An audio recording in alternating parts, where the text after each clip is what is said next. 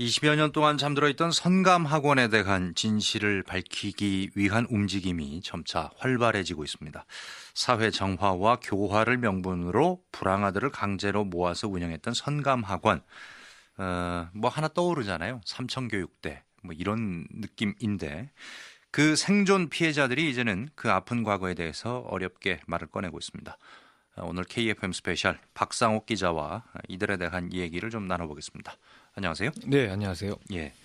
과거에는 이게 섬이었습니다만은 현재 이 선감도가 관광객이 상당히 많이 찾는 그런 유명 관광지가 됐다면서요. 네, 그렇습니다. 간척 사업을 통해서 현재는 여기가 섬이었나 싶고 특히 이제 펜션 단지도 있어서 예. 과거 그런 아픔이 있던 곳인가 이런 그 생각이 들 정도로 이렇게 잘 갖춰져 있는 그 지역이 됐습니다. 예. 뭐 거기서 뭐 어업도 하고 그러시는 모양이죠? 네, 주민들은 굴이나 바지락, 그 양식 등 주로 어업에 종사하고 있고 그 관광객을 위한 체험 캠프 등을 운영하면서 생활하고 있는데요. 예. 선감 학원이 있던 자리에는 현재 경기 창작센터라는 곳이 들어서 갖고 그 작가들이 작품 활동을 하고 있습니다. 예. 그 주변에는 이제 과거 원생 숙소와 식당으로 사용하던 낡은 건물들도 곳곳에 있는데요. 예. 당시 아픈 과거를 고스란히 담아내고 있었습니다. 예. 이 선감학원이 언제부터 운영돼 온 거예요? 근데 선감학원은 일제 강점기 말 그 1941년 10월에 그 조선 총독부 지시로 세워진 시설입니다. 1942년 4월에 처음에 그 200여 명의 소년이 수용되면서 시작됐는데 이후 1982년 초까지 그 40년 동안 운영돼 왔다고 합니다. 설립 초기에는 이제 일제 강점기 시대다 보니까 어떤 목적이 예상이 되긴 하는데 이 선감학원이 설립된 목적이 뭔가요? 그 불량 소년들을 교화시킨다 이런 명분이었는데요. 예. 그러니까 일본은 1924년 10월에 함경남도 영흥에 감화원이라는 그 영흥 학교를 처음 설립을 했습니다. 예. 그 다음에 1938년 10월에 전라남도 목포 고화도에 목포학원이라는 그 감화원을 추가로 설치했고 1942년 안산 선감도에 선감학원이라는 감화원을 설치를 한 겁니다.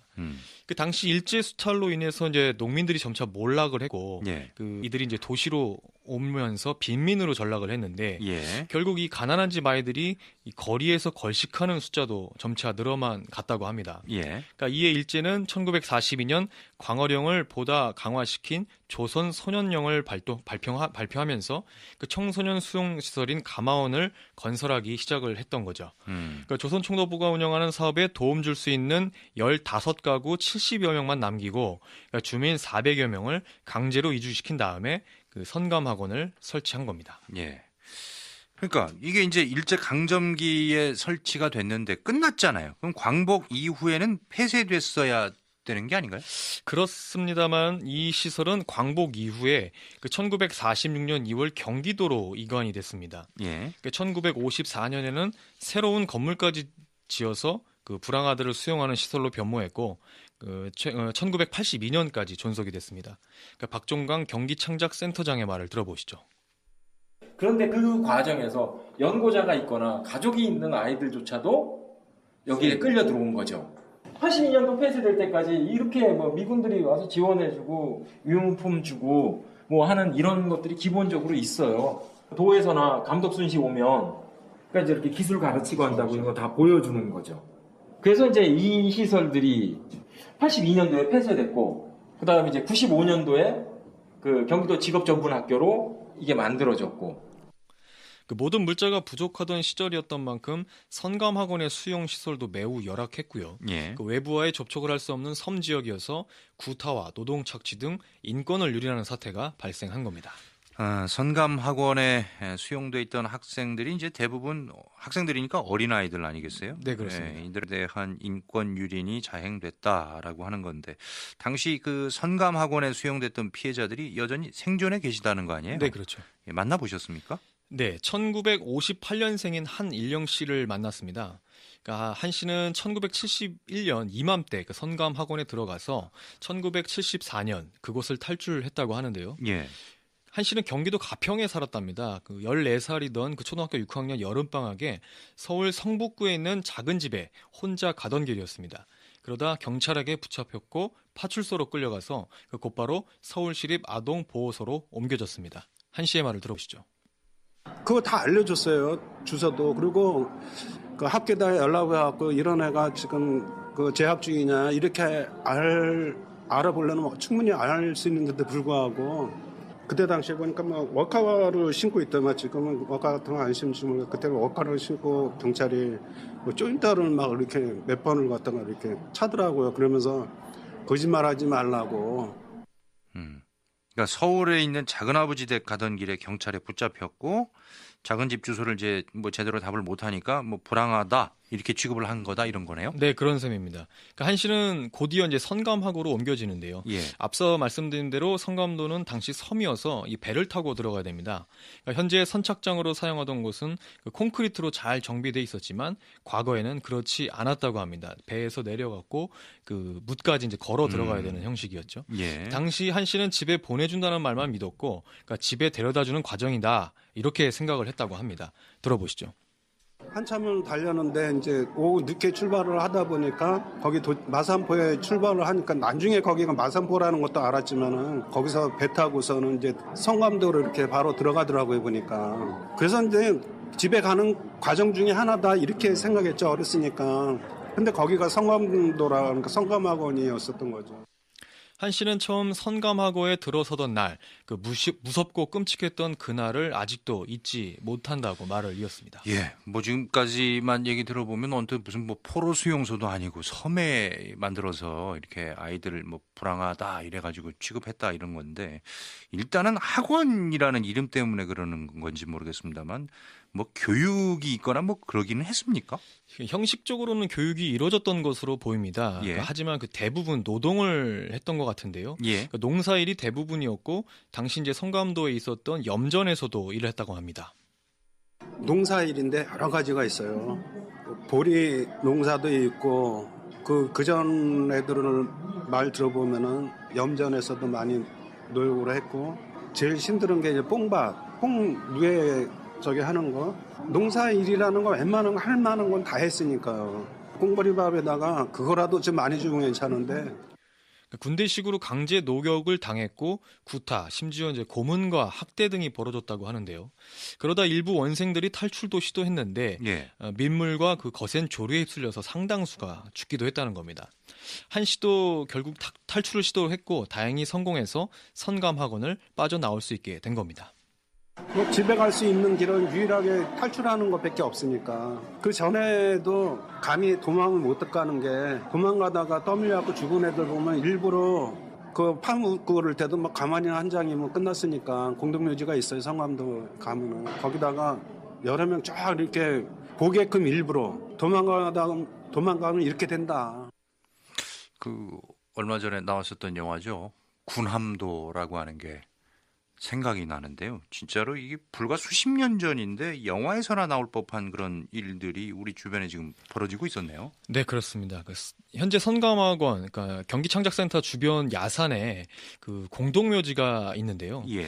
그 당시 어린 생명들이 갖은 구타와 학대 등에 시달리다 죽어갔고 이 공동묘지에 비석 하나 없이 매장됐다고 합니다. 그 당시 선감학원 다니다 졸업을 하고 관리자로도 근무했던 김춘군 씨를 만나봤는데요.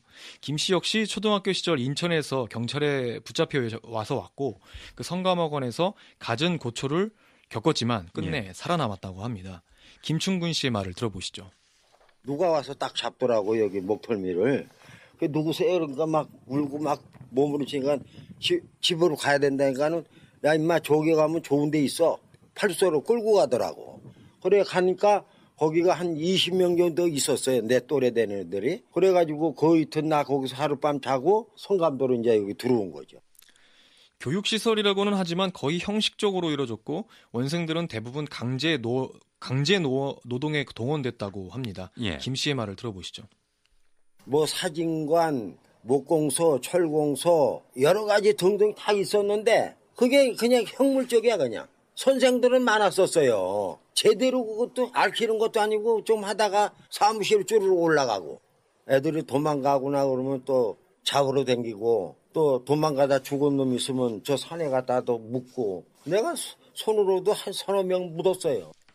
김 씨는 현재 선감 역사박물관에서 일하면서 그 선감학원 동료들을 위한 진실 규명을 위해 힘을 보태고 있는데요. 성감학원은 자급자족이라는 명분으로 어린 원생들을 강제로 노동시켰고 이곳에서 탈출하는 걸 막기 위해서 여러 가지 비열한 방법을 쓰기도 했습니다. 결국 원생들은 구타와 굶주림 때문에 영양실조와 병으로 이어졌고 많은 원생들이 희생된 겁니다. 예, 뭐 괜히 그 길 가다가 경찰이 그냥 와가지고 잡아간다. 그렇게 해서 선감도에 들어갔다. 이게 왜 예전에 어르신들이 말 안 듣는 아이들 보면은 너 자꾸 그렇게 하면 순사가 와서 잡아가 이런 얘기를 했는데 그냥 나온 말은 아닌 것 같고 말이죠. 예. 죽음을 무릅쓰고 탈출을 하려다가 비석도 하나 없이 매장돼 있는 그런 원생들 뭐 얘기도 나오고 있습니다만 그런 걸 생각하면 좀 참 참담합니다. 감춰져 있던 그리고 이렇게 감추려고 했던 선감 학원에 대한 사실이 이게 지금 뭐 관광지로 다 탈바꿈도 되고 그랬다면서요. 근데 어떻게 세상에 이렇게 드러난 건가요? 네, 참 아이러니하다 이렇게 생각이 드는데요. 예. 일제 당시 선감도에서 생활한 일본인의 소설을 통해서 알려졌습니다. 그 선감학원 부원장으로 부임한 아버지를 따라 8살 때 선감도에서 2년간 생활을 했던 이하라 히로미치 씨가 1989년에 아 선감도라는 소설을 냈습니다. 그러니까 이하라는 당시 소년들의 참혹함을 직접 목격하고 이 소설을 쓴 건데요. 예. 박종강 경기창작센터장의 말을 들어보시죠. 이하라 히로미츠 이 사람은 매년 지금 센터에 오는데 일제 강점기에 선감학원 부원장 아들이라 여기서 그 모습들을 다 보고 했었던 거. 그럼 여기에 살았었겠네. 예, 살았으니까 그 기억을 가지고 아 선감도라는 소설을 발간을 한 거죠. 이하라는 소설에서 그 당시 눈으로 보이는 육지는 불과 300여 미터 정도 떨어져 있었기 때문에 썰물 때 많은 소년들이 탈출을 시도했다. 그러나 물살이 빨라 대부분 익사하거나 육지에 닿았다 하더라도 곧 잡혀왔다. 물론 잡혀와서는 지하실에 감금되어 잔혹한 체벌을 받았다. 이렇게 회상을 했습니다. 이런 사실을 폭로한 이하라 씨는 여러 번 한국을 방문해 일본이 저지른 일에 대해 사과했고 희생당한 어린 아이들을 위해서 추모식도 열었다고 합니다. 예, 이건 뭐 소설이 아니라 자전적 얘기인 것 같은데 하여튼 이게 선감학원이 1982년에 폐쇄가 됐고 일본인의 소설로 이 선감학원의 존재가 세상에 알려지기까지 뭐 한 7년 정도 이렇게 적지 않은 시간이 흘렀습니다. 더욱이 현재까지도 이제 많은 분들이 선감학원에 대한 사실, 그 아픈 얘기를 지금 모르고 있는 경우도 많잖아요. 네, 그렇습니다. 사실 선감도 주민들에게도 이 선감학원의 과거는 감추고 싶은 아픔입니다. 예. 선감학원을 직접 운영한 경기도 역시 마찬가지고요. 얼마 전까지만 해도 정작 선감학원 생존 피해자 당사자들도 이 선감학원에서 있었던 일을 입 밖에 꺼내고 싶지 않았다고 합니다. 하지만 우리나라 근현대사의 어두운 단면이고 그러니까 선감학원의 진실을 이제는 세상에 알려야 한다 이런 목소리가 점점 높아지고 있는 겁니다. 정진각 안산지역사 연구소장의 말을 들어보시죠. 가난한 어린아이들이 길거리에 돌아다니고 뭐 남루한 옷을 입고 다니고 그리고 아이들이 신문 팔러 다니고 구두 닦으러 다니고 하면은 국가로 봐서 이게 참 창피하다 하는 거죠. 그러니까 갔다가 어디서 안 보이는 대로 감춰버려야 되겠다라는 생각에 섬으로 몰아가지고 선감학원 속에 넣고 이 아이들에게 무조건 무한적인 강제 노동을 시킨 거예요. 특히 경기도가 직접 운영했지만 어떤 원칙도 없었고 불법이 자행된 만큼 책임 있는 진상 조사와 규명이 필요하다고 지적하고 있습니다. 정진각 소장의 말을 들어보시죠. 5년 내에서 10년까지 여기에서 중노동을 당하다 보니까 이 아이들은 초기 교육 단계를 교육 시기를 다 놓칩니다. 이 초기 교육을 놓쳤기 때문에 이네들의 인생은 완전히 꼬여버리는 거예요. 국가에서는 국가가 번영했다라고 하는 걸 보여주기 위해서는 길거리 청소를 하다 보니까 멀쩡하게 부모가 있는 그런 사람 아이들도 상당수 잡혀왔어요.